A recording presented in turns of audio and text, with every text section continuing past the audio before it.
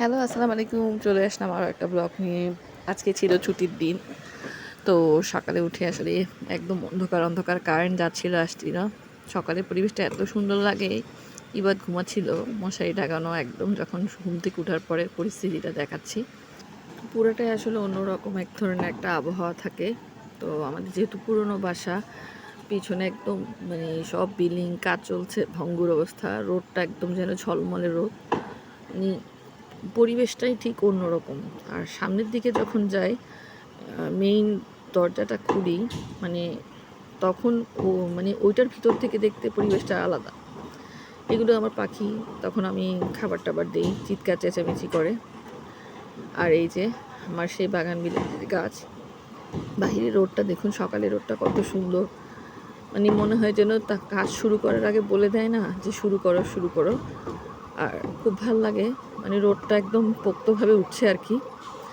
আর এগুলো তো যেগুলো আমার পাতাবাহার বাহিরে সবুজ দেখলে অনেক ভালো লাগে। তো চতুর্দিকে আসলে ঠান্ডা ঠান্ডা আবহাওয়া থাকে সাত সকালে। এই যে এইখান থেকে ভিউটা দেখতে আরও বেশি চমৎকার। আর কিছু কিছু সময় আসলে বাসায় সময় কাটাতে বেশ ভালোই লাগে। এই সাত সকালের পরিবেশটা একদম এত সুন্দর। তো সকালে উঠে একটু কিছু হালকা পাতলা খেয়ে নিলাম, তারপর একটু কমলা খেলাম। তো দুপুরের দিকে একটু ছাদে গিয়েছিলাম, বাড়ানো অবস্থায় দেখিনি এই কটা ধুন্দল ছিল, আর কটাতে একদম পোকা এসে গেছে। তো ভাল লাগছিল না, তো ধুন্দল দিয়ে আজকে মানে প্রথম খাবো, মানে এই বছরে একবার দেখিয়েছিলাম মনে হয়। আর এটা হচ্ছে দ্বিতীয় স্টেপে।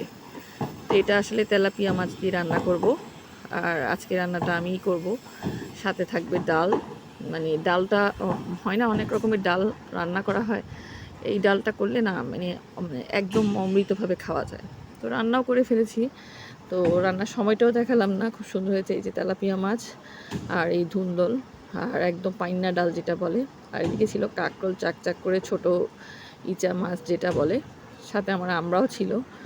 এই যে ডালটা একদম পানির ডাল, দু একটা ডালের ফ্লেভার যায়, এই ডাল দিয়েও ভাত খাওয়া হয়ে যায়।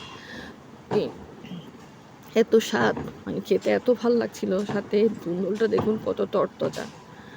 কয়েকটা একদম নষ্ট হয়ে গিয়েছে, কারণ এগুলো একটু ছোট থাকতেই খাওয়া যায় খুব ভালো করে, মানে আরাম করে খাওয়া যায় আর কি।